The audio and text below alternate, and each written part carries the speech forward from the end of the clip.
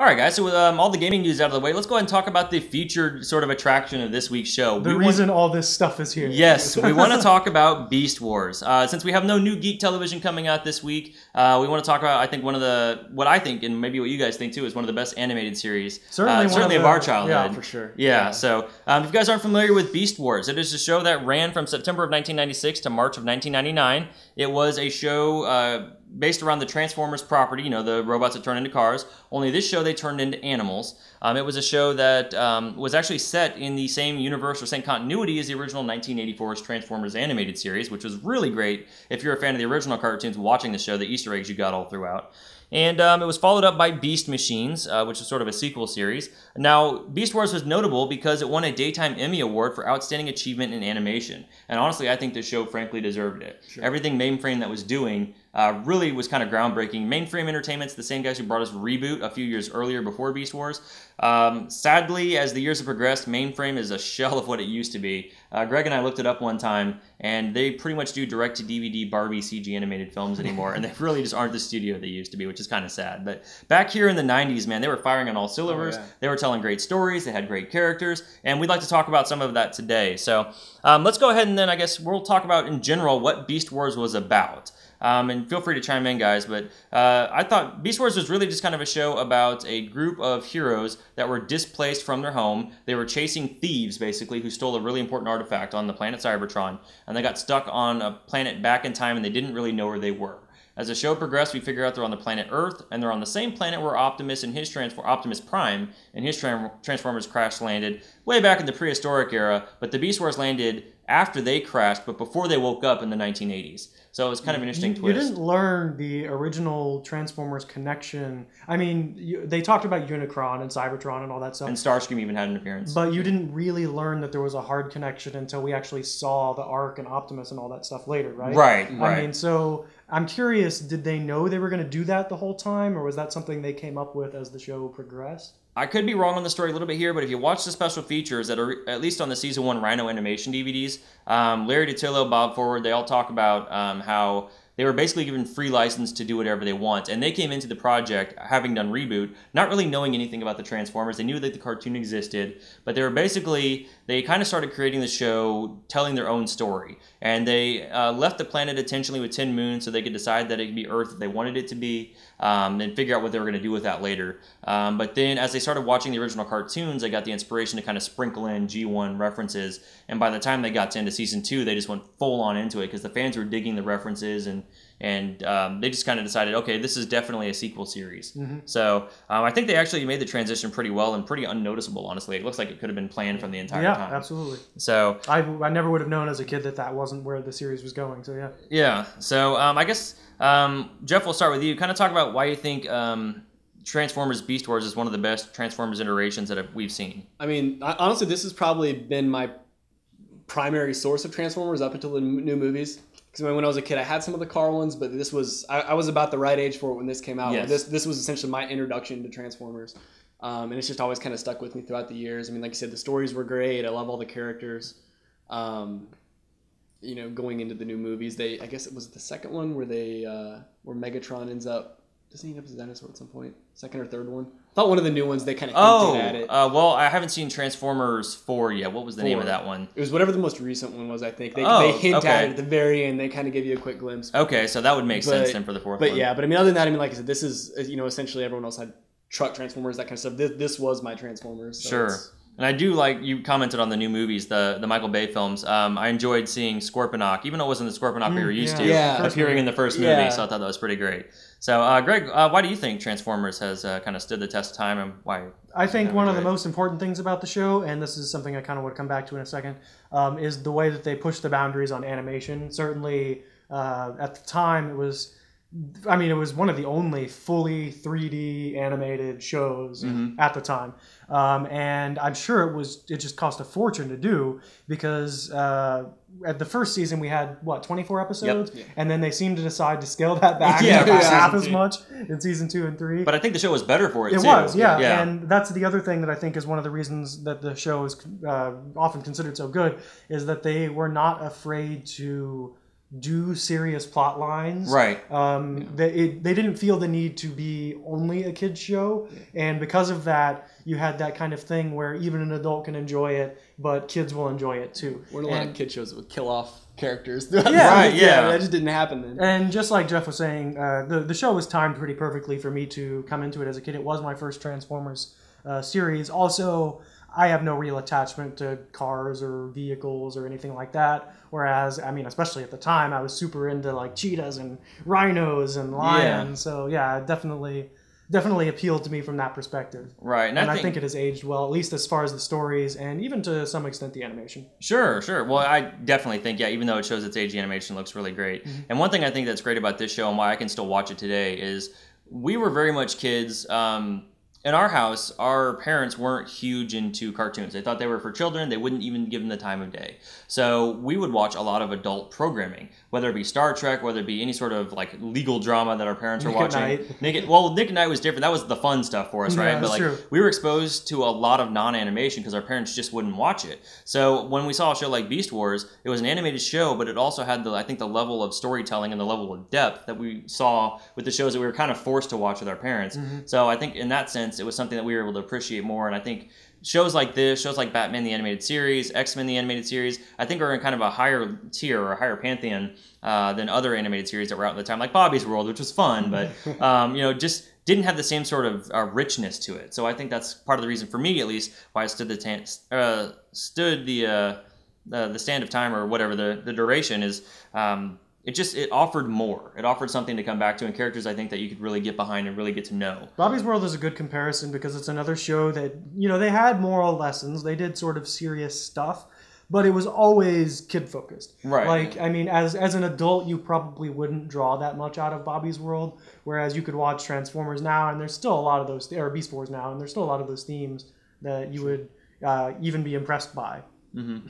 So yeah, I mean, it's a show that's, I think, really special in that sense. So it was more like you said, it was more than just a show aimed at children, mm-hmm. So well then let's since we're talking about Beast Wars, let's go ahead and talk about some of our favorites with this show. And on that, not really favorites, but I guess let's talk about our first exposure to it. Jeff, what is your earliest memory of Beast Wars? My earliest memory of Beast Wars is actually sitting right in front of us.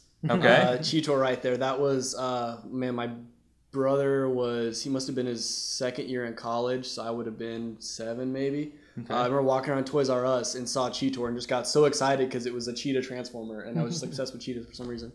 So he bought it for me, and that was my first like real action figure. Like, I mean, I had toys and stuff. Yeah. But that was my first, I guess, I don't want to say grown up action figure, but right, yeah, right. But yeah, I mean, it was between that and watching the show. That was 20 years later, he's still hanging out. So. Right, yeah. So, no, that's awesome. Yeah. So, my first exposure to the show, or my earliest memory I can think of, I was hanging out at a store that a friend of mine, their dad owned. And we were basically just waiting for him to get off of work so I could go spend the night over at his house.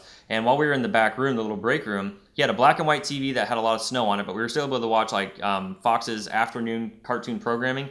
And a commercial came on that showed a bat flying over water, and an alligator jumped out and tried to snap at it. And it was like the first commercial for the Beast Wars toy line, and we lost our minds. I remember we were both saying like, "Whoa!" when we were looking at this thing, because these animals were turning into robots. And I had Transformers toys before. Our grandma liked to go to swap meets a lot and would just get random toys for us. So we had some Transformers toys like a Soundwave and stuff, but we never really gotten into the cartoon at this point. So I was familiar with Transformers, but I'd never seen transforming animals. I just thought that was really, really cool. And they had like the little water squirter guns in the commercial too, which is kind of fun. So, but that was my first experience, just seeing these really cool, like the bat that turned out to be the first version of Optimus Primal, and the alligator that turned out to be the first version of Megatron pre-show when they hadn't decided on the ape and the Transformers Rex yet. So that's my first memory though.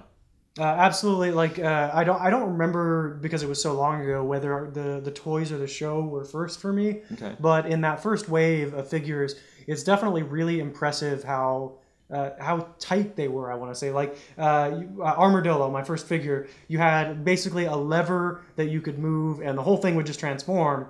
But it made sense. Like it was in an armadillo form, and it looked like an armadillo. Then you transformed it into a robot, and it looked like a robot. And then the show came on, and you saw these people on the show, and you would go home and you would get the toy, and it'd be just like on the show. Yeah. Like the look was so similar. I think one of the brilliant things about the show, and also one of my earliest memories, is the fact that there was such consistency between what you had at home and what you saw on the screen. Yes. And I definitely think that's a strong plus for the show. And it's worth noting, too, I think during the first season of the show and the first line of toys, the likeness was probably a little bit rougher than it was come season 2. It's almost like with season 2, they knew exactly what their limitations were as a creative medium in computer animated television, and they made sure toys like this Tarantulas here, spot on recreation of the way he looked on the show. And this figure is 15 years old or so. 20 years old at this point. So yeah, I mean, it's they really just kind of knew what they could do, and they made the most out of it. So so I mean, I think those great memories, or first memories, are all really, really great. I mean, and it sounds like we were all kind of exposed first to the toy, and then we saw the show. So the toy certainly got us into the show. Maybe not the show into the toys. Kind of like probably the showrunners wanted it to happen that way. But so let's go ahead and talk about then. We had a great cast of characters on this show. Now the good guys, the Autobots on this show, were called the Maximals. They were descendants of the Autobots, and the villains were called the Predacons, descendants of Decepticons. So I guess there was a lot of characters on the show, and who do you think, Greg, we'll start with you. Who do you think your favorite Maximal on the show was? I hope I don't steal somebody's, but I'm going to go with Dinobot.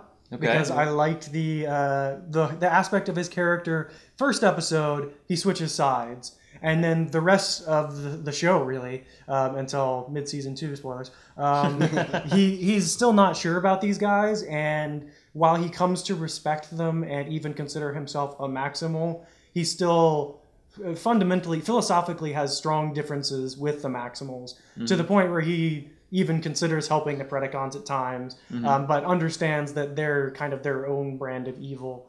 I mean, definitely more of an interesting character than you're used to getting on a kid's show, which is good. Sure. And as a kid, too, we grew up with Star Trek in the house all the time. To me, Dinobot was sort of the Worf character of the show. He was always talking about honor, always practicing his fighting techniques. So I enjoyed that about the character, too. Yeah. My favorite Maximal on the show is actually Tigatron. I thought Tigatron, for being a tiger, he's very much a lone wolf. And from the moment he joins the show, he says, I'm here if you guys need me, but I really just kind of want to run my own path. He was very much in tune with like the nature of the planet. He had a best friend that was actually just a regular animal, but he was also really good at stealth. I mean, not Rat Trap level stealth, but there were a few episodes where he was able to get behind enemy lines because they just weren't expecting him. And he was a very soft-spoken character. He's almost like the Native American character of the show, but I really enjoyed sort of the different flavor the episode got when Tigatron would show up, because he wasn't in every episode once he joined. And I remember being terribly sad when Tigatron and Airazor died, and it's just like, they're gone? Right. They're actually gone? And then they bring him back in season 3, and it's just not the same. He's a totally different guy. So, but yeah, Tigatron's definitely my favorite Maximal. Jeff? So at the time, definitely with Cheetor. I mean, he was essentially like the Bumblebee equivalent. Always real high energy, the fact that for some reason when I was a kid, I was really into Cheetos. I have no idea why. Going back and rewatching it when I was older, I've really been liking Rhinox. Yeah. I don't know why. It's because at the time I never really got it, but he was a lot more of a BA character than I gave him credit for when I was little. And especially a couple episodes where he pulls out his shin guns, he's doing work. Yeah. And that never really connected when I was younger, but watching him now, I'm noticing it a lot more. I mean, he's almost like the silent hero. I mean, he seems to always have the answer. Yeah. But he's certainly the toughest guy. He doesn't want to lead, but if the situation calls for it, he will. And he can do it. That's the thing. I mean, he may not want to, but he has the ability. It's not like he's just kind of guessing his way through it. Yeah, and he's like very blue collar, I would say, of the guys on the cast. Yeah. So, it's all great picks, guys. Well, let's go ahead and talk then about the villain side of things. Jeff, we'll start with you. And what's your favorite Predacon on the show? It's actually kind of counter to Greg's point. It was actually Dinobot. Oh, really? Yeah. So, I mean, preference that. When Rhinox went straight Predacon, that was just a great episode. I'm not going to lie. But yeah, I mean, just kind of for the same reasons, though. I mean, he doesn't really fit in with either side. Like, he's definitely more of a warrior than the Maximals, but he's not just straight evil like the Megatron philosophy wants to be. So he is more kind of an in-between, but yeah, I mean, especially like when he comes back later and he is just evil. So we're talking like Transmetal 2 down about season 3. Exactly, You're still into that, yeah. So. Oh, and I remember loving that figure, just as an aside. Oh, yeah, it's great, yeah. So good. Well, I'm hoping I'm not stealing Greg's, but my favorite Predacon has to be Tarantulas. He's always scheming. He's always got something going on. I think in the first season of the show, they didn't really know quite what they wanted to do with him. He was definitely part of the group of villains. But as the first season progressed and Black Arachnia joined the show, and Megatron needed a foil who wasn't just the villain or the heroes, I really liked kind of all the scheming that Tarantulas did. And I think he had some of the more interesting moments on the show. I mean, the reason we have Inferno, kind of sort of the reason we have Inferno on the show is because of Tarantulas' meddling. The reason that Optimus Primal almost died in the season 1 cliffhanger is because of Tarantulas. Again, his meddling. He's always there, always scheming. He's a really creepy character, and I definitely visually I think he got a very good improvement from season 1 to season 2. So I just think he's a great Predacon character. Greg? Yeah, it's definitely Tarantulas, and I think you've highlighted a few of the good reasons. Basically, with Megatron, you kind of always knew what he was going to do. He was like a constant. He was the evil, and then Optimus was the good. Tarantulas, you never knew what he was going to do. Like, he was in the shadows somewhere, and he could just show up, and suddenly now the situation was completely different. He was always looking out for his own, and even though he probably should have been more afraid of Megatron than he was not afraid of Megatron He's at all. scheming against him Megatron a couple episodes, right? Yeah. Yep. I mean, they had a character in season 1 named Pterosaur who was kind of supposed to be, I think, the stand-in for Starscream. He was a flying guy. He was always saying, I'm going to be leader of the Predacons, and he was just kind of a buffoon. Yeah. I think Tarantulas out Starscreamed Starscream, with like the later half of season 1 and with season 2. I mean, he really just kind of became his own character, I think. And also, I forgot. Yeah, he's definitely on his own side. Yeah, exactly. And I completely forgot until you were talking about him. I think it turned out that he was an agent of the Predacon Secret Police Force. Tripredacus? Yeah, well, the Paxton Petronia, I think is what they were called. Yeah, and Ravage kind of reveals that at the end. He was on a mission from Tripredacus. Yep. So again, just kind of showing that his colors weren't really on Megatron's side. And I can't remember exactly how it goes down, but he ends up, along with a lot of other people in the finale, dying. Do you remember what it was that actually gets him? I feel like it is his hubris in the end. I think so too. Man, I can't believe I don't remember. He's looking out for his own and then ends up dying because of it. I think it is something along those lines, yeah. So, then let's go ahead and talk about our favorite individual episodes from each season. So, I think there were roughly 50 episodes, maybe 54 episodes of Beast Wars. So we'll go ahead and talk season by season. If you've got an episode per season, great. If not, just tell us what your favorite episode is, guys.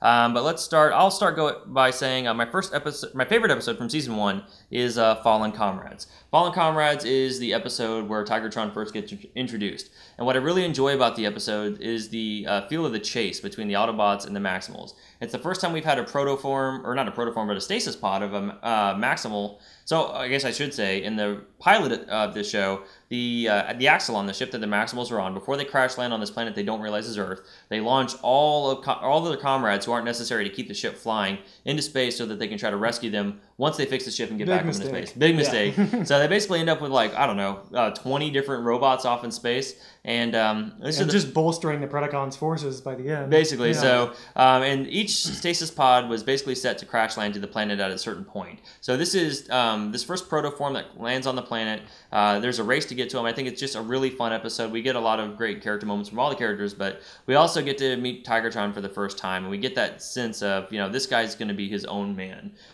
Once they finally figure out what the Transformers that crashed and what form they've chosen, he aligns himself with the Autobots, or with the Maximals, and then he actually says, "This was great, guys. I'm glad to see that we all have the same philosophy, but I'm going my own way." And it was just kind of, I think, a really cool way to introduce this character. So, Jeff, what would you say your favorite season 1 is? It's definitely the Trigger floating island episode. It's 2-parter, another Tigertron episode. This is probably my favorite of the series. Oh, really? Yeah, I just absolutely love it. So essentially a floating island shows up, and it's just a paradise for them all to live on.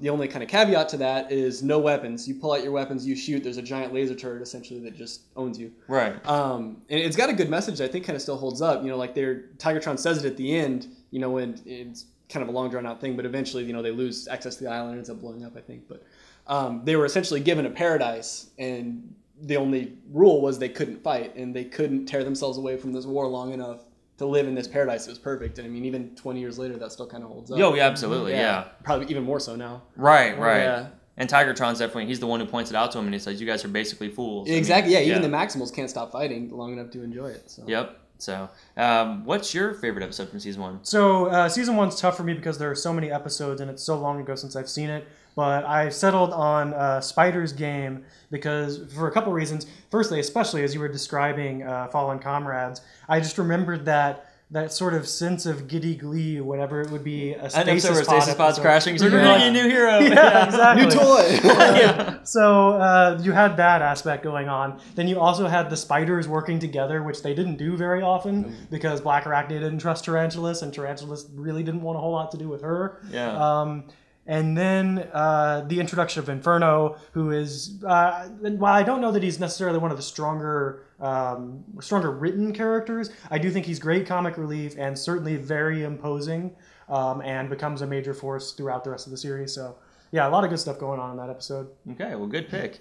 So we'll go ahead and move on to season 2 then. It should be noted, I think, that we all agreed before we started the show that our favorite episode of season 2 is Code of Hero. I think the internet agrees. The internet agrees. So if you're not familiar with Code of Hero, it's the episode basically where Dinobot dies. The indigenous, the Neanderthal people of the planet Earth are starting to rise up, and Megatron learns from the golden disc he sold in the pilot of the show that this is basically what creates humanity and what needs to be stopped if the Predacons are going to be able to take over this planet. Because eventually it's humans that help the Autobots that eventually stop the Decepticons way in the future. So anyway, Megatron says, this is our stand. Let's get all the Predacons together. Let's attack this valley, and we're just going to end the human race. Dinobot figures out what's going on, and he feels honor-bound to protect these people who cannot defend themselves. And it is one of the most heroic, tear-jerking moments in the show as he's down to the last final breath and facing Megatron with a stick of all things. I mean, it's just...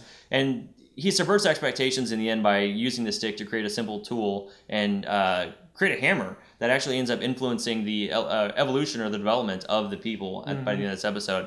And it's a great moment. We get to see Dinobot Spark go off into space. He gets a jet salute at the end of the episode. The music is done really well, and I think all the action scenes are done really well. It's a really, really cool episode. Definitely one that you probably don't want to start with if you're just getting into Beast Wars, because there's so much history in the episode and so much you need to know going into it. But it's certainly one of those moments that I remember the first several times I watched it, even as a kid, I was like crying by the end of it. When Optimus has that moment, he says, he lived a warrior and died a hero. Now he'll go join with the greatest heroes of Cybertron that Cybertron's ever known, as the sparks flipping up in the air. Kind of Optimus even accepting him as a Maximal. Exactly, finally. And they all salute him, and I mean... magical episode, to say the least. So with that praise out of the way, we have to pick another episode so we all have something individual to say about this show. I'm going to pick Tangled Web. I hope I haven't stolen anybody's episode. But Tangled Web, I think, is a cool episode for Season 2. It takes place, I think, after Coming of the Fusors Part 1 and Part 2, and gives us our first real glimpse at who Quickstrike and Silverbolt are. We get the spiders doing their thing. Megatron commands Tarantulas and Black Arachnia and Quickstrike to go build a satellite base. And Tarantulas finds an Energon cave and basically says, this is going to be where my new lair is. And that's since my last one got destroyed. And we get to see Rat Trap and Silverbolt hunting down Tarantulas and Black Arachnia, but we get a lot of great interactions between the characters, and we learn a lot about the new Fusor characters. And I think it's just a really fun episode. It's almost a one-off episode.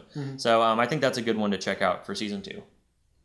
Let's go ahead. Jeff, what's your favorite Season 2 episode? Mine, very similar to our group decision. It's Maximal No More. It's essentially the lead-in to Dinobot's redemption. Yes. I guess. So essentially, like I said, Dinobot's always really back and forth on, whether he's Maximal, Predacon, something in between.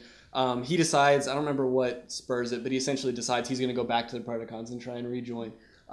Something he knows how to get them the golden disc. That's it, yeah. So it's a complete shame to get that. Yeah. So basically he goes over there, in the process he figures out that he's an error in his ways, but he kind of loses his honor. So the next couple episodes he's trying to find a way to essentially redeem himself, and then that kind of climaxes when he faces off with Megatron. A few episodes later and ends up dying in the process. But yep. So, but I think that episode too, I think has a great moment too, where Rat Trap really thinks that Dinobot's actually switched sides. So, that was a pretty good choice then. Greg, what's your favorite episode of Season 2? Well, I mean, it's already Code of the Hero, like we said, but I think honorable mention goes to Transmutate, which is just another episode that is just surprisingly relevant today. Especially with trans issues being so much in the spotlight. You had this, as I recall, and I might be getting some of the facts wrong, so correct me if I do.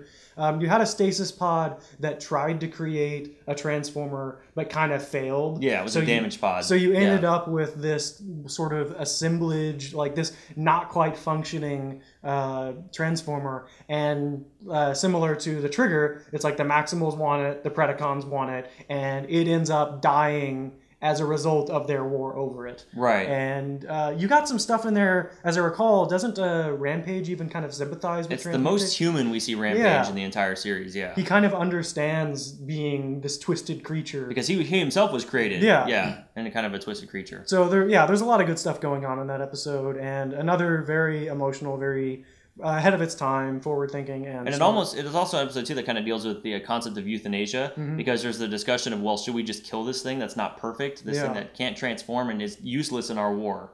So it's a very, very good episode. Also, just a little bit of fan trivia on that episode. The person who voices Transmutate is Sue Blue. She's the voice director of the original Transformers series, was the voice of RC on the original Transformers, and was the voice casting director for Beast Wars. And of course, she's done tons of other animated series. I think she was even involved with like the Jetsons and stuff. But so it's pretty cool that she voiced Transmutate on the show. Very good. So good pick for season 2, though. So let's go ahead and move on to season 3. Greg, we'll go ahead and start with you on this one. What's your favorite episode from season 3? I'm going to go with Feral Scream Part 2. Because, and again, it's been so long since I remember, but I definitely remember being very interested in the change in Cheetor and him kind of being in the shadows and not being sure about himself, and finally coming forward and being like, man, I look good. Yeah. And I definitely remember shiny blue. The Transmetal 2 Cheetor figure being a personal favorite. That was such a great figure. Wish I still had that one. And they kind of play the episode off too, like he just went through like robot puberty or something. He's got like a little beard at the end of it. Yeah. He thinks he's suddenly stunning to Black Arachne at the end of it, and she's like, "Get lost." So that's a pretty good episode. I'll say that my favorite of season 3 is Changing of the Guard. So again, it's another kind of fun sort of heist-like or chase-like episode. It's the first episode post Depth Charge. The first episode we get with Depth Charge, I believe. So this is the first time we've seen him kind of interacting with the Maximals a little bit. We see he's still very much sort of a selfish loner type character. But the idea behind the episode is that Sentinel, the AI that Rhinox created for the defensive AI that Rhinox created for the Axelon ship in the first season, the Maximals need something to help them defend themselves in the cave they've now set up shop in. So they send Rat Trap in this little submersible to get Sentinel back, and he's got to avoid Rampage, and then there's Inferno and Waspinator, and everybody's after this thing, and it's a sort of just chase game, a rat race almost, a back and forth, who's got Sentinel, and by the end of it, maybe the episode, I'll let you guys watch it for yourselves, but there's certainly a very interesting end to the episode. But I think it's just a fun journey the whole way through. So that's, I think, my favorite episode of season 3. And I got to say, season 3 for me was a season that wasn't as strong as the first two. But this is an episode I certainly enjoy watching every time I go back to season 3. I remember when I rewatched season 3, and this was a couple years ago now, but it just felt like it ended so quickly. It did, yeah. So, and I don't know if that's because they didn't know that they were going to get a real Beast Wars for season 4 or what. But yeah, it definitely seemed like they were building and it just kind of stopped. So what's your favorite episode of season 3? I'm on boat with Greg with the Feral Scream. I did go part 1, though, so essentially another Dinobot. Big fan. Okay. But yeah, just, with we were talking about earlier, kind of the shared spark with the Rampage. And I just thought that was kind of interesting, and again, getting him back was just, as a villain was great, so. And, I mean, he looked more badass when he came back than he did when he left, so. Yeah, everything Transmetals, those were just amazing. Oh, yeah. So, all right, well, then let's go ahead and talk about a fan question that we got. Ryan, who regularly writes into the show. And, guys, if you want to write into the show, you can always tweet me at D21Beast, tweet Greg at Yoshimitsu47. And feel free to tweet Jeff. We may have him on again at hints_Jeff. All right, and make sure to tweet us with the hashtag Project Geek Week so we know to find this question for the show. But Ryan asks, which Optimus Primal do you prefer? Original, Transmetal, Optimal, or Beast Machines Optimus? Jeff, why don't you go ahead and answer first? That's tough. I would probably go original just because I think season 1 was my favorite. So, and I kind of like, especially the episode where they're stuck in beast mode for quite a while, so they just kind of start reverting back. They're basically, they are the animals. That was cool, kind of him swinging through the trees and just being less of a not necessarily a lead by example, but he's usually very talky, like convincing people, hey, join me because of this. And this, he's just beating his chest and ready to wail on anyone that comes near him. That's just kind of a cool transition, I thought. Yeah. Well, I think it's hard for me to choose, but if I had to pick one, I really enjoy season 2 of the show. I'm probably going to go with Transmetal Optimus. I do think it's the weirder looking of all the Optimus. Well, Beast Machines is its own animal. Yeah. But Yeah, Transmetal Optimus, I think. It's cool that he's got the airboard that he can fly with. I like the sort of shiny blue that he's got in the beast mode. I'm not a big fan of the face when he's in robot mode, but that's really my only complaint about it. Yeah. But yeah, definitely Transmetal Optimus for me. I was just laughing when you were saying that because I was going to go with Optimal Optimus. Oh, really? So, we've got everything but beast machines represented. I think Optimal was definitely, the robot mode at least, best look for Optimus. I think that it resolves the weird face issues that you had with Transmetal. I mean, it's a little bit of a shame that basically he doesn't really have a true beast form anymore. I mean, he's kind of got the ape mode, but it's still very robotic looking. Yeah. But yeah, I mean, he's so much bigger than everyone else, so much more powerful. Well, yeah, he's like the size of a Generation 1 Transformer by that point, yeah. So yeah, that's definitely my favorite, and I had the figure again, so that reinforces it. Yep. One note I want to make about the Beast Machines Optimus. I'm really not a fan of a lot of the designs of Beast Machine, and especially I'm not a fan of the way they transform. One thing I loved about Transformers Beast Wars going from Season 1 to Season 2 is it was hard to capture some of the transformations in Season 1 just because limitations of the way they were able to animate things. They had to cheat a little bit with the way parts shifted around when they changed to robot mode. Yeah. But Season 2 and 3 nailed it. Everything transformed in toy form the way it needed to transform on the show. It was very much from screen to toy perfect. With Beast Machines, when the robots transformed, a ring of light would come up the body of the figure. So it didn't matter what they looked like in beast mode or robot mode because they could just do whatever they wanted on the show. And that was the toys unfortunately suffered, I think, from that because they were very complicated to transform at times. They didn't really look right in either mode totally. I think Cheetor is the best looking one of all of them. Yeah. And I just wasn't a fan of the way that they handled the design of the characters for Beast Machines. So for me, that was one that had no chance of winning this particular question. But thank you, Ryan, for sending that question in. And guys, again, if you want to send us a question, just tweet at us and make sure to use that hashtag Project Geek Week, and we'll read your question here on the show. So let's go ahead and talk about then Beyond Beast Wars. We had Beast Machines, as we already mentioned. So with Season 3 ending, the Maximals went back to Cybertron, and the show took a very different turn. So I don't know that I like Beast Machines as much. You guys can feel free to talk about how you feel about that. I honestly didn't watch it. Okay. I was strictly Beast Wars, so I'm going to have to go back and check that out. Well, and I didn't totally watch Beast Machines, but what I recall that really turned me off to the show after the end of Beast Wars was that it just felt so much. I want to say darker, but not in a like plot way. Like visually, it was darker. Oh, visually, absolutely. And there was definitely lower lighting. I mean, they were on Cybertron again, so it was very cold looking. Yeah, and it just felt like the plot moved at a snail's pace. I just remember when we were watching the show that I had nothing to attach to. So I think we watched at least 3 or 4 episodes before I was just like, this is not doing it for me. Right, and it was hard for me to watch as a kid, and at one point when Netflix first started streaming, Beast Machines was available for streaming, so I made sure to watch every episode. And I've got to say, I don't know that the climax or the resolution of the series is worth the build-up. Also, I think the animation actually went down from Season 3 of Beast Machines or Season 3 of Beast Wars to Beast Machines, so I was a little let down by that. And the cast just isn't as big, which one thing I really enjoyed about Beast Wars is that they had a bigger cast in Season 1. You got the side characters like Black Arachnia, Air Razor, Tigertron that came in that made the cast bigger, and then they would kind of kill some guys off and bring some new people in and kind of change things up. I think by the end of Beast Machines, you had 5 or 6 actual heroes, and the Predacons, if you can call them that, the Viacons, might have only had 3 actual villains. So it was just a smaller cast. I don't think it worked as well. So that's kind of what you can expect post Beast Machines. Now, if you're a fan of the Beast Wars cartoon, once you watch it, there are other avenues to enjoy it. There were some video games that came out at the time that have not aged incredibly well. There was a video game for Beast Wars that was on PC and PlayStation 1. It was a third-person action game, and basically it featured the voice cast of the show, and it had some pretty cool original guitar music.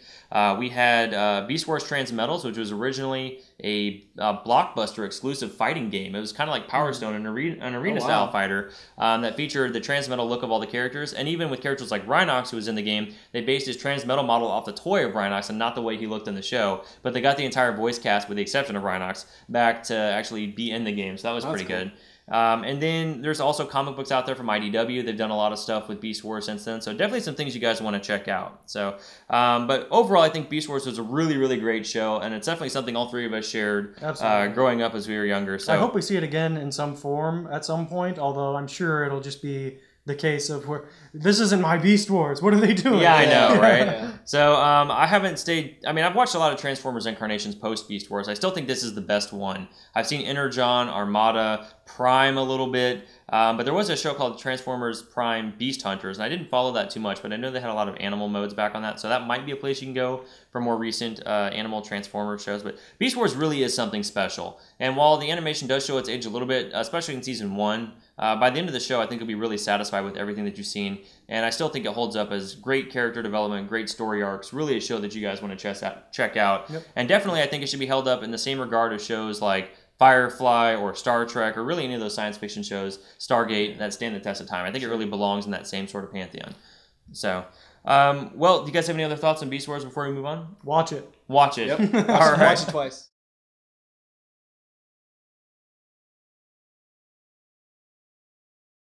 Now let's make hot Beast Wars stats. Yeah. Maybe I should leave it recording. Yep. Yeah, right, chat.